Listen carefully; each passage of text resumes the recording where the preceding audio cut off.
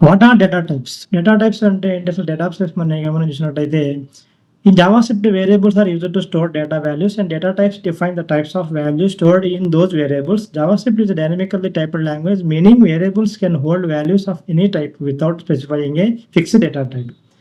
Variables అంటే ఏంటి? మనకి వేరియబుల్స్ అంటే డేటాని అంటే వాల్యూస్‌ని లేదా డేటాని స్టోర్ చేసుకునే కంటైనర్స్. వాటిని వేరియబుల్స్ అంటారు. ఇందులో మనకు వేరియబుల్స్‌లో స్టోర్ అయ్యే ఏదైతే వాల్యూస్ ఉన్నాయో, ఏదైతే డేటా ఉందో అది మనకి డిఫరెంట్ టైప్స్ ఆఫ్ ఉంటదనమాట. ఆ డిఫరెంట్ టైప్స్ అంటే ఆ వాల్యూస్ గాని, ఆ డేటా గాని మనకి డిఫరెంట్ టైప్స్‌లో ఉంటది.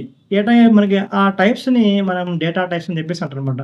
వేరియబుల్స్‌లో స్టోర్ చేసుకునే వాల్యూస్ లేదా డేటాని డేటాని మనకి ఏమంటారు? వాటిని స్టోర్ చేసే వాల్యూస్ లేదా డేటాని ఏమంటారు? టైప్స్ ఆఫ్ డేటా అని. అది డిఫరెంట్ టైప్స్‌లో ఉంటున్నాయి.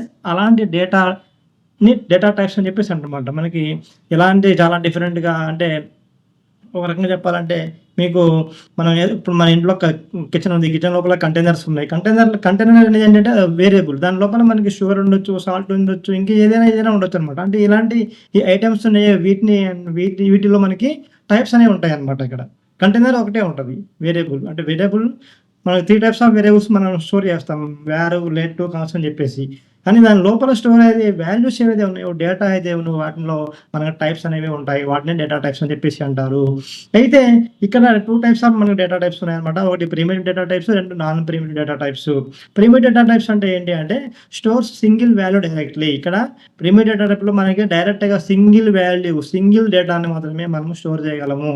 నాన్ ప్రిమిటివ్‌లో మనం మల్టిపుల్ డేటా అంటే collection of values, collection of డేటాని మనము స్టోర్ చేయగలము. దీనికి డిఫరెన్స్ అనమాట ఇది.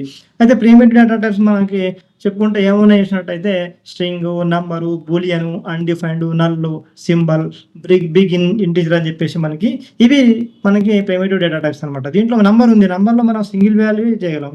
నంబర్ 9 గాని, 10 గాని, 1 గాని ఇలా చేస్తాం. స్ట్రింగ్‌లో కూడా నేము ఏదో ఒకటి ఇలా చేస్తాం మనం. అన్‌డిఫైన్డ్‌లో అది కూడా అంతే. నల్ గాని ఏదైనా సరే ఏంటంటే సింగిల్ వాల్యూని డైరెక్ట్‌గా ఇవి స్టోర్ చేసుకునే డేటా టైప్స్.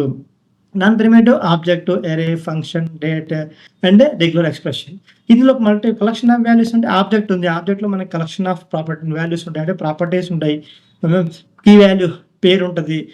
మనం చాలా ఎక్కువ ఉంటాయి అందులో. 1 కంటే ఎక్కువ మనం స్టోర్ చేయొచ్చు. ఒకటి స్టోర్ చేయొచ్చు. అరేలో కూడా అంతే మల్టిపుల్ వాల్యూస్ అనేవి ఇక్కడ స్టోర్ చేయడం జరుగుతుందనమాట. ఫంక్షన్ గాని, డేట్ గాని, రెగ్యులర్ ఎక్స్‌ప్రెషన్ గాని ఇయన్నీ కూడా మనకి కలెక్షన్ ఆఫ్ వాల్యూస్ మనం స్టోర్ చేసుకోవచ్చనమాట.